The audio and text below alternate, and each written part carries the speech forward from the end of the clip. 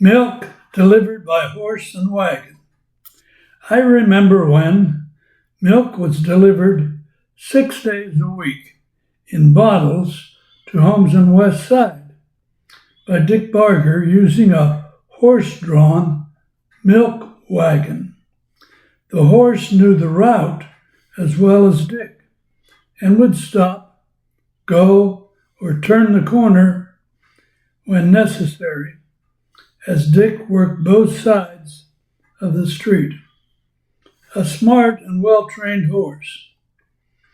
The wagon had stand-up door openings on both sides, so Dick could step on, refill his wire bottle carrier, and step off either side for his next delivery. As the bottles sat on the porch, the cream raised to the top of the bottle back in those days. Homogenization came later. If the milk froze, it pushed the cap about an inch above the lip of the bottle.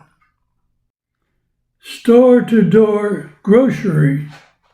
I remember when your mother could buy groceries without going away from home. That service was called store-to-door, a traveling grocery built on a long wheelbase bus or truck frame. No windows, just grocery shelves on both sides of the aisle. No perishables were carried. The friendly storekeeper, a Mr. Rice, had regular customers whom he visited the same time each week. The housewife would step into the store to select her food. Although he sold penny candy, kids were not too welcome. Most times he rang a bell as he approached your neighborhood with his wares. I haven't seen him for many, many years. A stoplight at Market and 2nd Streets. I remember when the first stoplight was erected in the borough of Clearfield. Located in the center of the streets at the intersection of Market and 2nd Streets, its base was made of concrete about 4 feet tall and had a 3-foot diameter. One steel post atop the base held the red, yellow, and green lights. There were no signals for pedestrian safety. At that time, the intersection had 4-way traffic, and vehicles continually scarred the side of the base when they veered too closely. Clearfield became big time with its first traffic light. Steam locomotives. I remember when steam locomotives were the railroad's main source of power before they had diesel engines. On West Side, they pulled mostly coal trains, huffing and puffing steam and smoke as they climbed a slight grade going southwest on William Street. If the smoke passed over your head, you were sure to get a lot of tiny black cinders in your hair. If the wheels began to spin, the engineer had to back off on the throttle and start again.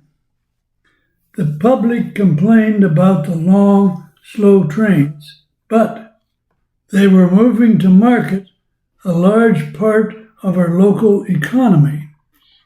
They moved slowly through town for safety to the public. I miss hearing the crossing bells and watching the swinging light signals that were used back then. Many grocery stores on West Side. I remember when there were as many as 15 grocery stores on just 2 streets of West Side. On Nickel Street, there was West Side Fruit Market at number 8, Shaw Brothers at 101, Natoli's Fruit Market at 105, H. Rollin at number 113, Leo Eggers at 213, the A&P at 220, and Roy Boyce at 509. On Turnpike Avenue, there was Floyd Wilson's Fairlawn store at the intersection, George Evans at 1110, Clover Farm store at 200, Paul Gilbert at 412, Enos Tobias at 702, Robert Wynn at 711, Howard Brown at 900, and Charles Poole at 1101. I also remember a Fairlawn store at the intersection of two alleys between West 4th and West 5th Avenues and Clearfield Street and West Locust Street. Why so many stores? Grocers needed to be near the homes because people had to walk and carry their supplies. Now we are down to just one grocery store, and we hope it continues to survive. Coal furnaces. I remember when most homes in Clearfield were heated with coal-fired furnaces. Some were hot air, some hot water, and a few were steam boiler furnaces. They all required a chimney to carry away the smoke and create an updraft to enhance the fire. A detriment to coal furnaces was the need to remove and dispose of the ashes. The tools required were a shovel, a poker, and a broom. Many homes had a coal-fired kitchen stove as well. If your fire burned out, you needed kindling wood to start another one. On cold winter mornings, you could see smoke rising out of most chimneys. No smoke indicated a home where possibly the man of the house was still in bed and hadn't tended the fire yet. 2-cell lockup. I remember when Clearfield Borough had a 2-cell lockup and a foot patrolman. The lockup was located on Healy Avenue behind the public market grocery store. It rarely had any occupants. Police Chief Roy McMillan had an office located on the second floor above the lockup and worked daylight hours. The night patrolman, Ernie Woolridge, a tall and large man, walked the streets making sure all the storefronts were locked securely. All the young boys respected Ernie. Police radios were not yet available, so when Ernie was needed, Bell telephone operators could remotely turn on a red light above the public market to alert him to check in. He kept downtown Clearfield peaceful at night. Mooley Curfew. I remember when old Mooley, that bawling air horn that no longer blows from the courthouse tower in the center of town, was once used as a curfew. It sounded just once at 9:15, 8:45 p.m., to alert children to go home and be off the streets by 9 o'clock. The curfew was well enforced by Mom and Dad. Mooley's primary purpose was to call out firemen for a serious fire by use of an alarm code. For example, if she sounded twice, paused, then sounded 6 times, that signal a fire in a certain area of Second Ward. A code number in the teens was for First Ward, 30s for Third Ward, and 40s for Fourth Ward. Mooley's voice became lower pitched when the compressor's air decreased. Did you ever wonder how the Dimeling Hotel persuaded travelers to stay again after they were once blasted out of bed by old Mooley just across the street? Horses plowing fields. I remember when teams of draft horses plowed empty building lots in Clearfield for planting crops or gardens. The horses walked, not transported, from farm to town, pulling a wagon loaded with the plow and a harrow. Our neighbor, Mr. Nee, planted potatoes after the horses finished his field. In September, he paid kids to collect potato bugs from the plants. I recall a steel watering trough for horses at the intersection of Turnpike Avenue and West Pine Street, with the water constantly flowing to keep it cool. Lots of horses got to quench their thirst there. Do you ever hear gee and haw anymore? Ice Delivery Wagon. I remember when Claire Freeland delivered cakes of ice in a pickup truck throughout Clearfield before we had electric refrigerators. His customers had ice boxes. On delivery day, they hung a display card near their front door showing how much ice they wanted: 25, 55, 75, or 100 pounds. The ice was originally frozen in 100-pound blocks, and Claire used an ice pick to cut them into smaller blocks.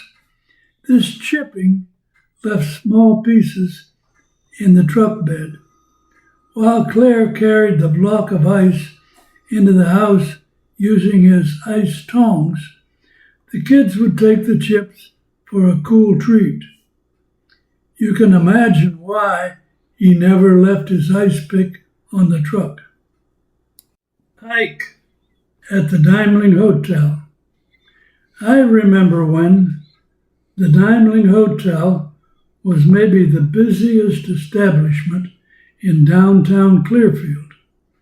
Their coffee shop was a classy restaurant with renowned cooks and always filled with locals as well as transients. And then there was the barber shop, the telegraph office, the ballroom, and the lobby, a place to meet friends or business people. My nicest memory of the Dimeling is that of Ike, their porter. He was a jovial but stately black man in a blue uniform, complete with knee-length coattails and a military-type cap. He greeted passers-by as well as new arrivals coming to the hotel, either by train or automobile. He carried luggage from the curb under the canopy and up the steps to the lobby and the elevator. Ike was everyone's friend. 9 men's stores. I remember when there were at least 9, yes, 9 merchants in downtown Clearfield competing with each other to sell you a brand new men's suit. Alphabetically, they were H.J. Flegel & Sons at 40 North 2nd Street, Jacobson and Etzweiler at 22 North 3rd Street, Landy's 28 North 2nd Street, Lightsinger Brothers, Leonardson's later Clearfield Dry Goods, and Merkin's Men's Shop on Market Street. Parsky's, later Bob Davidson, and J.C. Penney Company on North 2nd Street, and finally Robinson's Men's Shop on Market Street. Those businesses are all gone now. So where can a man buy a suit or a white shirt? Is this why not many men dress up in suits today? Iodine pills for goiter ailment. I remember when goiter enlargement, a swelling of a gland in the neck, was somewhat prevalent in Clearfield. I have seen some of these swellings. It appeared that a lack of iodine was a possible cause. The simple solution was to offer iodine pills to children at school.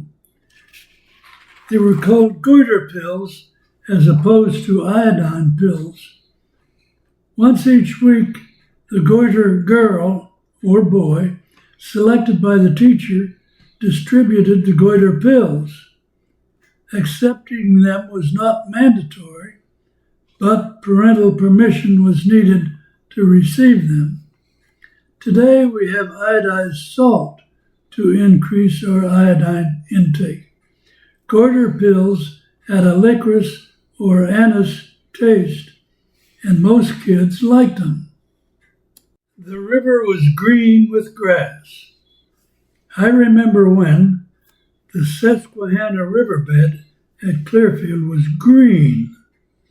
It was 70% covered with a long leaf watergrass which swayed with the water current.